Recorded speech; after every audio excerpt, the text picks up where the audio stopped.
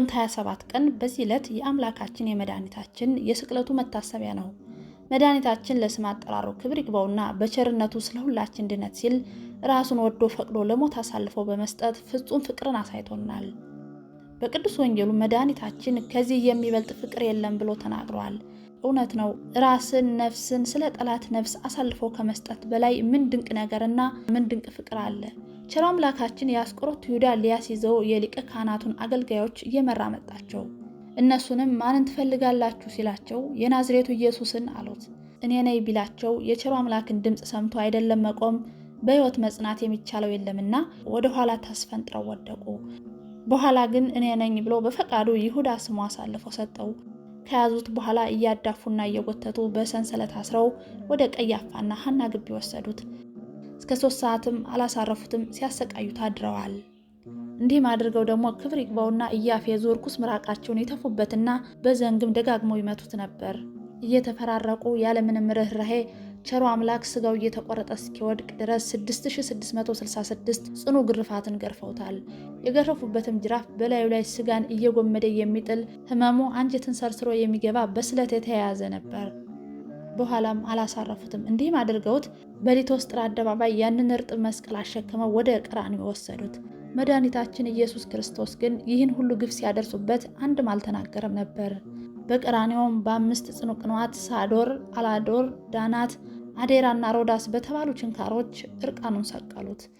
በዚች ቀን ድንግል ማርያም ልቧ በሐዘን ተሰበረ፣ መጽናናትም አልፈለገችም ነበር። ወዳጁ ቅዱስ ዮሐንስም ፍጹም ለቅሶን አለቀሰ።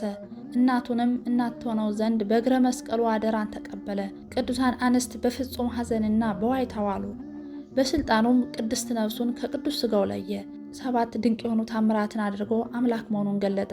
ይህ ጽኑ የሆነ ለሰማይ ለምድር የከበደ ነገር ሲከሰት ፀሐይ የአምላኬን እርቃኑን እንዴት አያለው ብላ ጨለመች። ጨረቃ ደም ሆነች፣ ከዋክብትም ረገፉ። ንዑዳን ክቡራን ንጹሐን መላእክትም ትዕግስቱን እያደነቁ በጽኑ ሐዘንና መደነቅ ከቅዱስ ዕፀ መስቀሉ ፊት እንደ ሻሽ ተነጠፉ።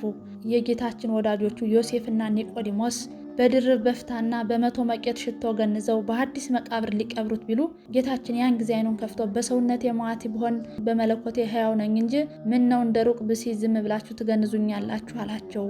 ጌታችንም እንዲህ ሲላቸው ዮሴፍና ኒቆዲሞስ በታላቅ ድንጋጤ ሆነው አቤቱ ጌታ ሆይ እንግዲያውስ ምን እያልን እንገንዝህ አሉት።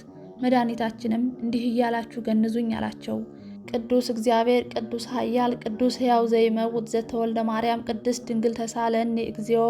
ቅዱስ እግዚአብሔር ቅዱስ ኃያል ቅዱስ ሕያው ዘይመውት ዘተጠምቀ በዮርዳኖስ ወተሰቅለ ዲበ መስቀል ተሳለነ እግዚኦ። ቅዱስ ኃያል ቅዱስ እግዚአብሔር ቅዱስ ሕያው ዘይመውት ዘተንሳ ሙታን እመሳልስት ዕለት አድርግ በስብሐት ውስተ ሰማያት ወመንበረ በየማነ አቡሁ ዳግመ ይመጽእ በስብሐት ይኩነነ ሕያዋነ ወሙታነ ተሳለነ እግዚኦ እያላችሁ ገንዛችሁ ቅበሩኝ አላቸው። በ3ኛውም ቀን እንደተናገረ ተነሳ። በዛሬዋ ቀን ቤተ ክርስቲያን የመድኃኒታችን የስቅለት በዓል በደማቅ ታከብራለች። ይህም የለውጥ በዓል ነው። ጌታችን መድኃኒታችን ኢየሱስ ክርስቶስ ደሙን ያፈሰሰው ስጋውን የቆረሰው መጋቢት 27 ቀን ነው። ይህ በዓል ግን በአብይ ጾም ስለሚውል በአብይ ጾም ሐዘን እንጂ ደስታ ስለሌለና በዓል ማክበር ስለማይፈቀድ ወደ ጥቅምት 27 ተዛውሮ ደስ ብሎን እንድናከብረው ቤተ ክርስቲያን ስርዓት ሰርተውልናል። እሱ ከሰማይ በላይ ከፍ ከፍ ያለ ልዑል ባህሪ ከአብ ከመንፈስ ቅዱስ ጋር በጌትነቱ ዙፋን ተቀምጦ ያለሱ ምስጋና የክብር ክብር ገንዘብ የሆነ ራሱን ሰጥቶ ያዳነን የመንግስቱን ደጆች በፈሳሽ ደሙ የከፈተልን ለሱ ስግደት አምልኮት ይገባል። የመስቀሉ በረከት በላያችን ይደር። አሜን።